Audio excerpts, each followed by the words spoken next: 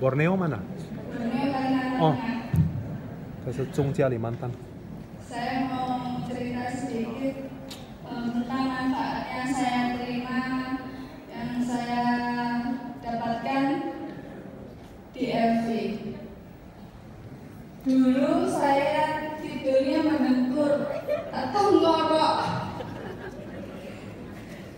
Terus karena saya sekarang daftar jadi CTKI, jadi teman-teman tuh di asrama atau di PT itu pada heboh kalau saya tidur. Pagi-pagi heboh.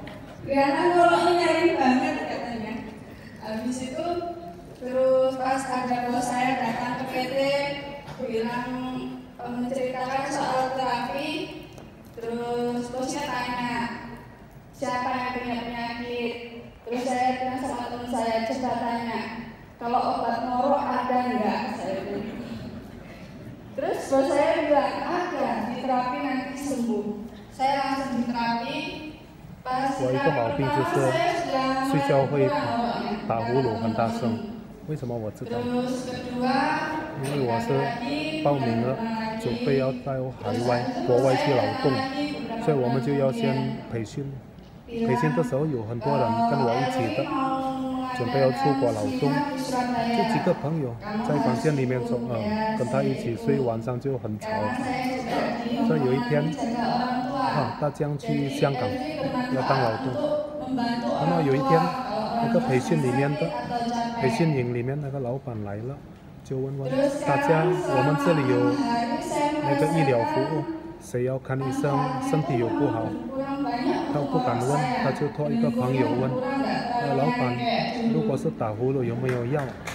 老板说有，给你们做那个医疗，就是调整，然后打呼噜就会好。但是我没有听到他说现在。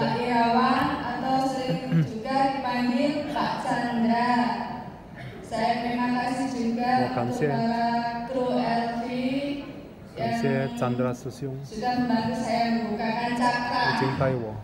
Terima kasih, sekian dari saya. Saya mau nanya, jadi dengkurnya sekarang sudah kurang atau sudah berhenti atau gimana? Atau udah di setel volumenya bisa lebih kecil?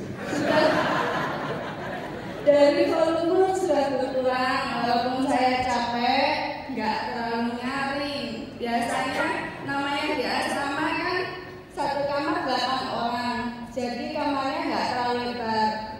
Kalau saya tidur sampai 3 kamar kedengaran katanya saya beruntung.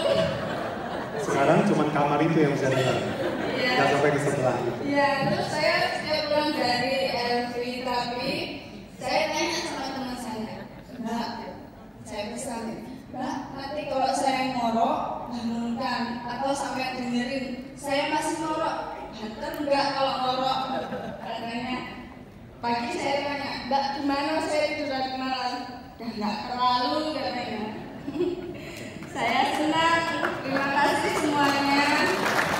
Kita juga senang, sudah di terapi, rupanya volume bisa di setel, dari kecil. Dari tadinya bisa, 原来是打呼噜的声音可以跨到3个房间，现在可以音量可以调低了，可以调到就那个房间里面也不是很吵。Kita ikut senang ya, para bisa lebih baik.